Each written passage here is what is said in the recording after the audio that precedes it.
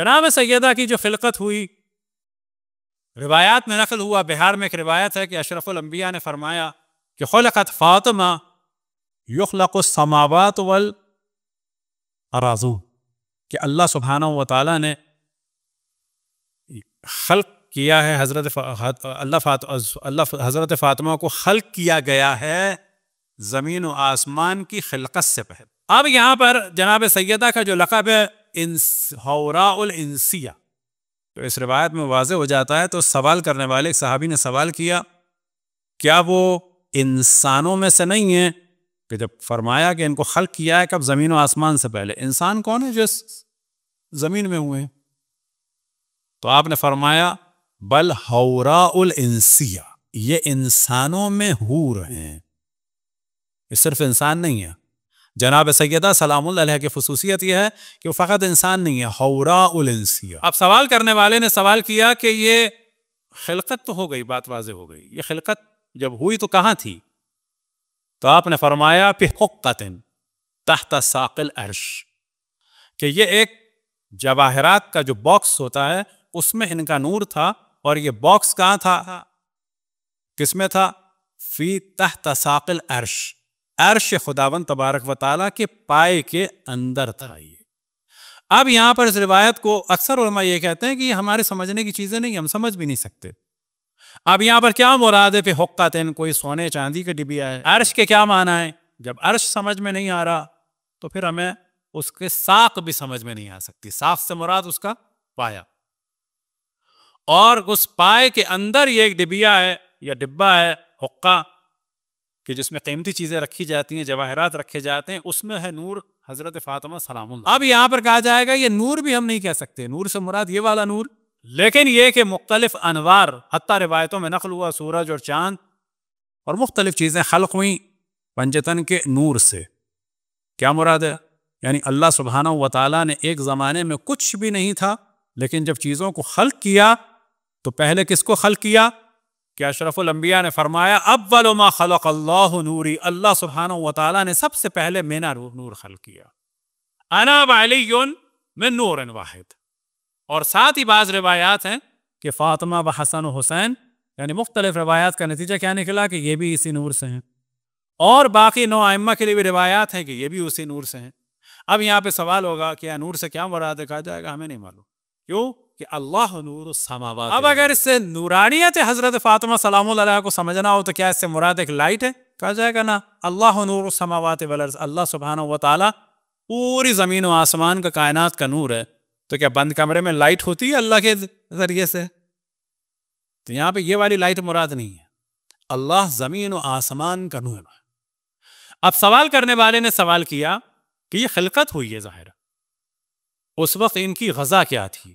تو آپ نے فرمایا التحمید و التقدیس و التکبیر و التحلیل، کہ اس عالم میں جناب سیدہ سلام اللہ علیہ کے نور کی بقا کے لیے جو اللہ سبحانہ و تعالیٰ نے غذا فراہم کی تھی وہ کیا تھی؟ سبحان اللہ والحمد للہ ولا الہ الا اللہ واللہ اکبر۔ اور شاید اسی وجہ سے ہے تسبیح حضرت فاطمہ سلام اللہ علیہ کے جو کسی بھی نبی کو نہیں ملی، صرف اشرف الانبیاء کو ملی، اشرف الانبیاء نے کسی کو بھی نہیں دیا، صرف جناب سیدہ کو تھی۔ لیکن یہ ذہن میں رکھتے ہیں، بعض دفعہ ہمارے اساتید بھی کہتے تھے، لوگ کہتے ہیں ہمیں کوئی ذکر سے ان کے ذہن میں کیا ہوتا ہے، کوئی خاص بات بتائی جائے کہ 12:02 پہ پڑھا جائے یا فلانے وقت پہ پڑھا جائے، ایسے کھڑے ہو کے پڑھا جائے، لیکن اس کو آپ سیدھے سیدھے اگر بتائیں تسبیح حضرت فاطمہ پڑھ لو تو کیا کہ یہ کون سی بات ہے؟ بابا کہا جائے گا تسبیح حضرت فاطمہ سلام اللہ علیہ تمام انبیاء میں سے اللہ سبحانہ و تعالیٰ نے کسی کو بھی نہیں دی، صرف رسول اللہ صلی اللہ علیہ وسلم کو دی۔ رسول اللہ صلی اللہ علیہ وسلم نے صرف اور صرف حضرت فاطمہ سلام اللہ علیہ کو دی۔ اور آج تمام مسلمانوں کے درمیان نماز کے بعد جو تسبیح پڑھی جاتی ہے کہ 34 ٹائم اللہ اکبر، 33 ٹائم الحمدللہ، 33 ٹائم سبحان اللہ، یہ خصوصاً بچوں کی وجہ سے ہم نے کہا کہ یاد رہے ان کو۔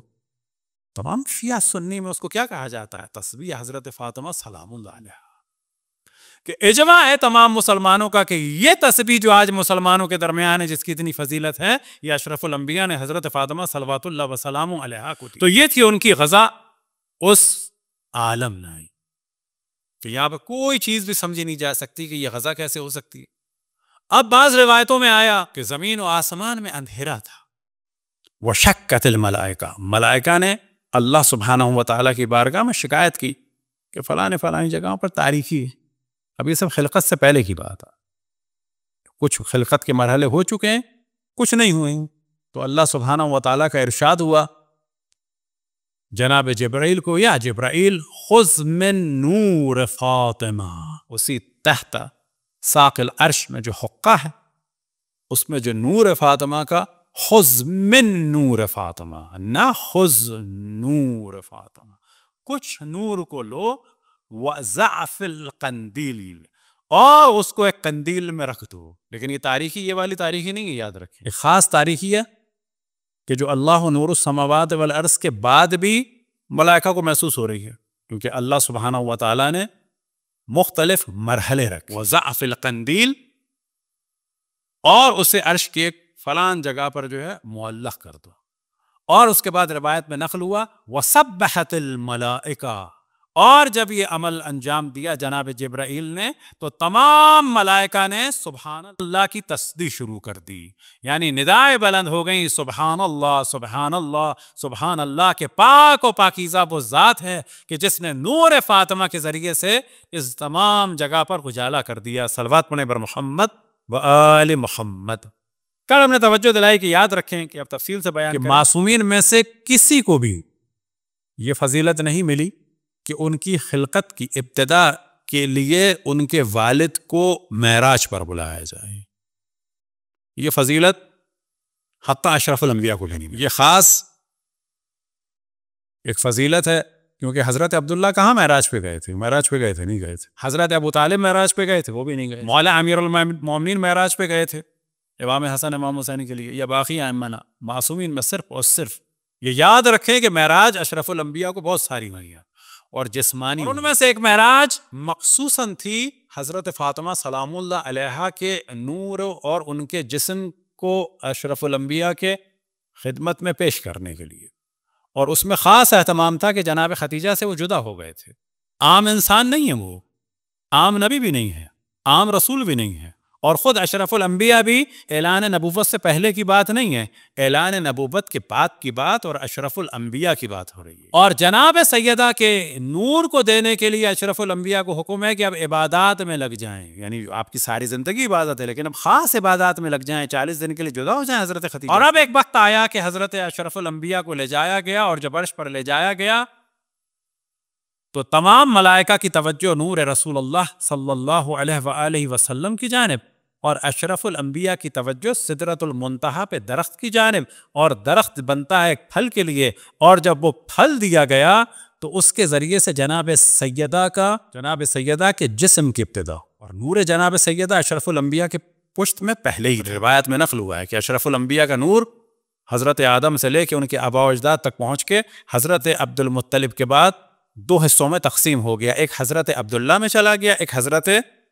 ابو طالب میں چلا گیا. حضرت ابو طالب سے نور مقدس مولا امیر المومنین، اور حضرت عبداللہ سے نور مقدس رسول اللہ صلی اللہ علیہ وآلہ وسلم، اور پھر اشرف الانبیاء سے نور حضرت فاطمہ. تو یہ اہتمام تھا کس کا؟ کل بھی توجہ دلائی کہ آیت اللہ عظمہ وحید خراسانی فرماتے تھے کہ یہ اہتمام جناب سیدہ کے نور کا نہیں ہے، یہ اہتمام جناب سیدہ کی روح کا نہیں ہے، یہ اہتمام جناب سیدہ کے جسم کا ہے. کون سا جسم؟ کہ جو دیوار و دروازے کے درمیان، اور اشرف الانبیاء اسی جسم کو اپنے گلے سے لگاتے تھے اور سونگتے تھے، اور معراج کو کون سی؟ اس والی خاص معراج کو یاد کرتے تھے.